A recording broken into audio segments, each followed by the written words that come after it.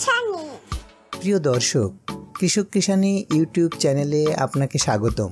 মূলত কৃষি জমিতে ভালো ফলন পাবার আশায় আমরা বিভিন্ন রকম সারের ব্যবহার করে থাকি, কিন্তু আমরা অনেকেই জানি না কোন সার কী কাজ করে।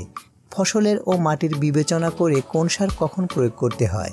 জৈব সারের অধিক ব্যবহারের ফলেও মাটির কোনো ক্ষতি হয় না, কিন্তু রাসায়নিক সার বেশি ব্যবহার করলে মাটির উর্বরতা কমে যায় এবং ফসল নষ্ট হয়ে যায়।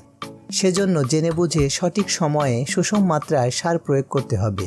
তাই আজ আলোচনা করব বিভিন্ন রাসায়নিক সারের কাজ ও জমিতে কখন প্রয়োগ করতে হয় সেই সম্পর্কে।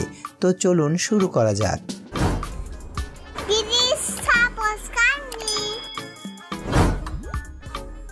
ইউরিয়া সারের কাজ। ইউরিয়া মূলত শতকরা 46% নাইট্রোজেন সংবলিত রাসায়নিক সার। ইউরিয়া সার শিকড়ের বৃদ্ধি ও বিস্তারে সাহায্য করে। ক্লোরোফিল উৎপাদনের মাধ্যমে গাছকে গাঢ় সবুজ করে তোলে। গাছের বিশেষ করে শাকসবজির পাতা, কাণ্ড ও ডালপালা উৎপাদনে সহায়তা করে। গাছের ফলের আকার বড় করে।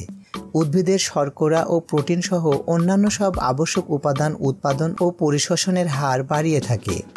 ইউরিয়া সার প্রয়োগের সময় সাধারণত ধান চাষের সময় এবং শাকসবজি চাষে ফসলের বৃদ্ধির সাথে সমান 3 ভাগে ভাগ করে ইউরিয়া সার প্রয়োগ করতে হয়। ভেজা মাটি অথবা জো-আশা মাটিতে পরন্ত বিকেলে ইউরিয়া সার প্রয়োগ করে উত্তম রূপে মাটির সাথে মিশিয়ে দিলে সর্বাধিক সুফল পাওয়া যায়। টিএসপি, ডিএপি বা ফসফেট জাতীয় সারের কাজ। ট্রিপল সুপার ফসফেট বা টিএসপি ও ডাই অ্যামোনিয়াম ফসফেট বা ডিএপি, এই দুইটি সার হলো ফসফেট জাতীয় সার, যাতে 20% ফসফেট থাকে।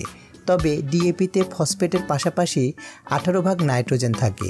সেক্ষেত্রে জমিতে ডিএপি সার প্রয়োগ করলে বিঘা প্রতি 5 কেজি ইউরিয়া কম প্রয়োগ করতে হবে। ফসফেট জাতীয় সার গাছের প্রথম পর্যায়ের বৃদ্ধি ত্বরান্বিত করে, উদ্ভিদ কোষের বিভাজনে অংশগ্রহণ করে, গাছের বৃদ্ধি, মূল ও শিকড় গঠনে সহায়তা করে, ফলের পরিপক্কতা ত্বরান্বিত করা সহ ফুল, ফল ও বীজের গুণগত মান বৃদ্ধি করে, গাছকে দৃঢ়তা প্রদানের মাধ্যমে নেতিয়ে পড়া থেকে রক্ষা করে। ফসফরাস জাতীয় সার প্রয়োগের সময়।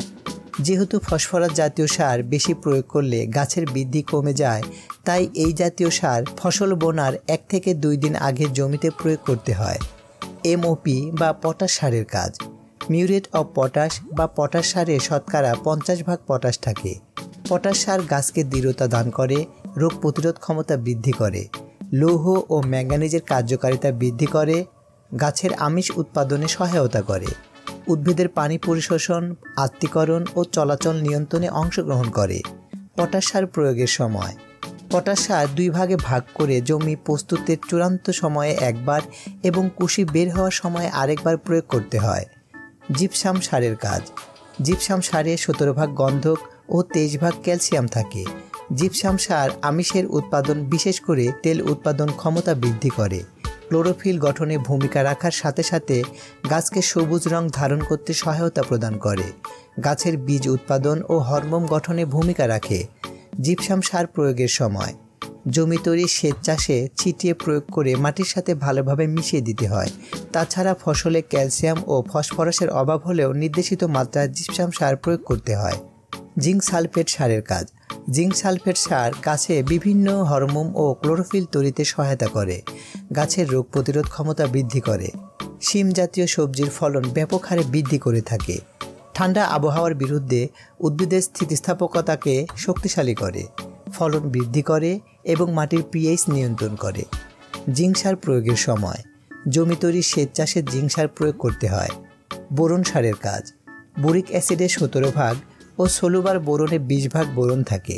বোরন সার গাছের কোষ বৃদ্ধি ও বীজ উৎপাদনে সাহায্য করে এবং চিটা হওয়া থেকে রক্ষা করে।